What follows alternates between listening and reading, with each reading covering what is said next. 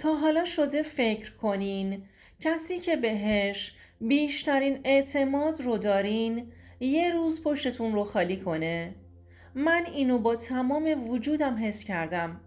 وقتی فهمیدم پدری که همیشه قهرمان زندگیم بود توی تاریکترین رازهاش غرق شده بود. تو این داستان از خیانتی میگم که حتی تصورش هم لرزه به تنتون میندازه. سلام به همه عزیزان، خوش اومدین به کانال سایه های خیانت، جایی که هر هفته داستانهایی از خیانتهای تکان دهنده و لحظات تلخ زندگی رو با جزئیات براتون به اشتراک میذارم. اگه از داستانهای واقعی و پر از احساس خوشتون میاد حتما این ویدیو رو تا آخر ببینید، چون هیچ چیزی مثل این نمیتونید پیدا کنید. بریم با هم این داستان زیبا رو مرور کنیم و از تجربیاتش پند بگیریم. فرحناز هستم. از همون بچگی فهمیده بودم که خانواده ما با بقیه فرق داره. به زندگی مرفه و بدون دغدغه‌ای که داشتم عادت کرده بودم. زندگیمون شبیه یه رویای شیرین بود، یا حداقل من اینطور فکر می کردم. پدرم یه تاجر موفق بود و همیشه در سفرهای کاری بود. یه تاجر معروف که همه تحسینش می کردن. وقتی اسم بابا توی جمع می اومد همه با احترام حرف می زدن. کمتر می دیدمش. شاید به همین خاطر کمتر پیشمون بود. اما مامان همیشه این کم بود رو با مهربونی و محبت بی نهایتش جبران می کرد و همیشه می گفت بابات مرد سخت کوشیه دخترم، برای ما داره دنیا رو می چرخه. منم باور داشتم. وقتی که بابام برمیگشت انگار خونمون غریبه‌ای وارد شده بود. مامان با وجود همه اینها همیشه لبخند به لب داشت و نقش یه زن وفادار و مهربون رو عالی بازی می کرد. شاید همین باعث می شد من فکر کنم همه چی خوبه. حتی وقتی نبود پدر حس می شد عشق بین مامان و بابا همچنان پابرجا بود، یا حداقل من اینطور فکر می کردم. ولی چیزی که هیچ وقت نفهمیدم این بود که سخت کوشی بابا گاهی اوقات سایه هایی داشت که هیچ کدوممون نمیتونستیم ببینیم. خونمون پر از خدمتکار و امکانات بود، اما برای من تنها چیزی که کم بودش حس می شد حضور بابا بود. از همون موقع که خودم رو شناختم پدرم تو سفرهای خارجی بود، از این کشور به اون کشور. وقتی هم که برمیگشت یه مرد خسته و ساکت می شد که فقط دوست داشت توی اتاقش باشه. من اون موقع بچه بودم و فکر می کردم این طبیعیه. مامانم که همیشه می گفت بذار پدرت استراحت کنه، از کار زیاد خسته شده. هر موقع که از سفر می اومد برام هدیه های گرون قیمت می آورد. عروسک های خاص، لباس های مد روز و هر چیزی که یه دختر بچه دلش بخواد. ولی هدیه ها هیچ وقت نمیتونستند جای خالی یه پدر واقعی رو پر کنند. سالها گذشت و من بزرگتر شدم. بابا هنوز همون آدم بود، سرد، کمی دور، ولی با این حال همیشه تو نقش یه پدر کامل ظاهر می شد. اما رابطه‌اش با مامان انگار کم کم تغییر کرده بود. از اون نگاه های پر از عشق گذشته خبری نبود. هرچند مامان همیشه تلاش می کرد چیزی رو نشون نده. من دانشگاه شرکت کردم و قبول شدم. آروم آروم به این نتیجه رسیدم که آدم‌ها همیشه اون چیزی نیستن که نشون میدند. وقتی 25 سالم شد با آراد ازدواج کردم، پسر یکی از دوستان صمیمی بابام. آراد مردی بود که هر دختری آرزوش رو داشت. با وقار، مهربون، اهل خانواده. آراد به هم پیشنهاد ازدواج داد.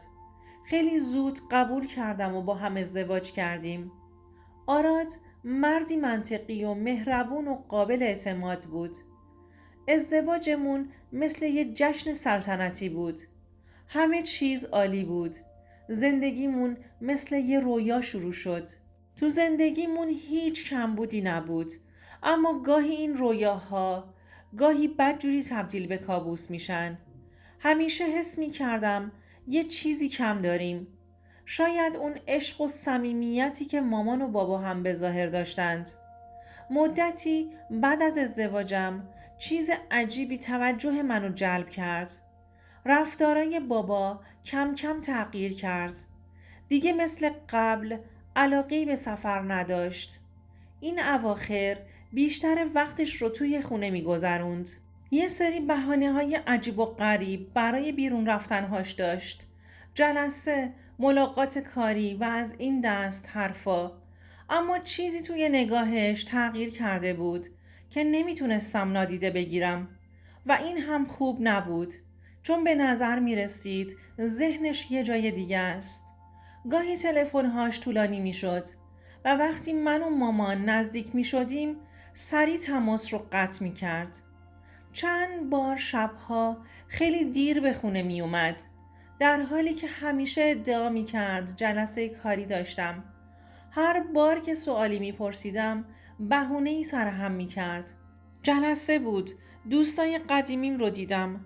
دخترم، این چیزها طبیعیه. تو که میدونی کار من چقدر پیچیده است. ولی چیزی تو حرفاش صادقانه به نظر نمی رسید. حس شیشم من داد میزد که پشت این حرفها چیز دیگه ایه. انگار یه راز رو داشت، یه چیزی که نمیخواست کسی بفهمه. یه شب وقتی برگشت خونه دیدم با یه لبخند عجیب روی لبش داشت گوشیش رو چک میکرد. کنجکاو شدم و بی هوا پرسیدم بابا چیزی شده؟ اون لحظه نگاهش رو از من دزدید و گفت نه دخترم، همه چی خوبه. اما یه چیزی اون وسط درست نبود. روز پدر نزدیک بود و مامان تصمیم گرفته بود یه جشن کوچیک برای بابا بگیره. من و آراد هم قرار بود کمکش کنیم. هر سال همین کارو میکرد. یه شام ساده و خانوادگی. ولی اون شب فرق داشت.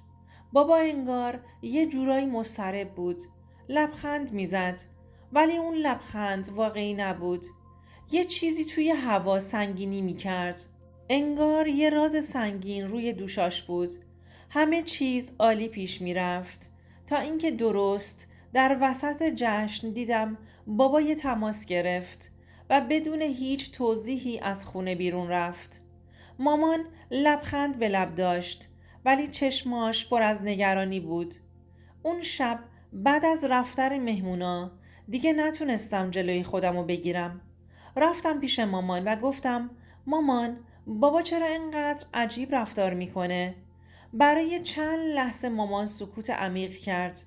بعد با هم شروع کردیم تا میزها رو جمع کنیم. وقتی مامان کنارم ایستاد متوجه شدم که دستاش داره میلرزه. گفتم مامان چی شده؟ مکث کرد. بعد آروم گفت دیگه نمیتونم تحمل کنم. باید یه چیز رو بهت بگم. انگار دیگه نمیتونم پنهان کنم. اشک تو چشماش جمع شده بود. گفت مدتیه بابات داره با یه دختر جوون بهم خیانت میکنه و باهاش رابطه داره. قلبم وایستاد. شوکه شده بودم. نمیدونستم چی بگم و یا چطور برخورد کنم. تو ذهنم هزار تا سوال چرخ میخورد. چطور؟ چرا؟ باورم نمیشد. دختر جوون؟ یعنی چی مامان؟ مامان چشاشو بست و بغض کرد. اون دختر رو توی یکی از سفرها شناخته.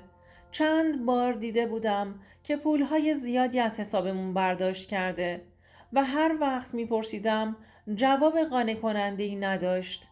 امروز یکی از دوستام گفت بابات رو با یه دختر جوان دیده. انگار خرج زندگی اون دختر رو میده. اون لحظه دنیا روی سرم خراب شد. پدری که همیشه نماد غرور و استقامت بود، پدری که همیشه بهش افتخار می کردم، حالا یه مرد خیانتکار به نظر می رسید. چطور ممکن بود؟ این نباید حقیقت می داشت. با خودم گفتم شاید مامان اشتباه کرده باشی. مامان گفت کاش اشتباه بود، ولی شواهد زیاده. من حتی توی ماشین هم یک کیف زنونه دیدم که متعلق به من نبود. اون شب دیگه نمیتونستم تحمل کنم. تصمیم گرفتم مستقیم با بابا حرف بزنم. نشسته بود روی مبل و داشت اخبار میدید. گفتم بابا باید حرف بزنیم. اونقدر غافلگیر شده بود که فقط گفت چی شده دخترم؟ بابا این حرفا چیه؟ یعنی چی؟ مامان همه چی رو بهم گفته. چرا داری این کارو میکنی؟ مامان میگه تو داری بهش خیانت میکنی. این درسته؟ بابا اول جا خورد. بعد سعی کرد انکار کنه.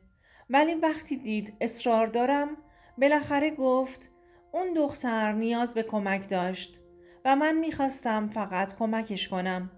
فقط سعی داشتم حمایتش کنم.